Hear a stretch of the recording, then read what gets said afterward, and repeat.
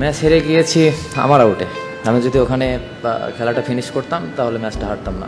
Champion মানসিকতার তাওহিদ হৃদয়ের এমন কথাগুলো যে কোনো টাইগার ভক্তেরই হৃদয়ে লেগে থাকার মতো। নিজে দারুণ লড়াই করলেন, তবুও হেরে গেল দল। ম্যাচ পরবর্তী সংবাদ সম্মেলনে চোখে জল আসার মতো অবস্থা। কোনো মতে আটকে রাখলেন সেই আবেগ।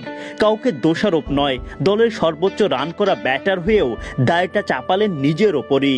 ম্যাচ হেরে গিয়েছি আমার আউটে।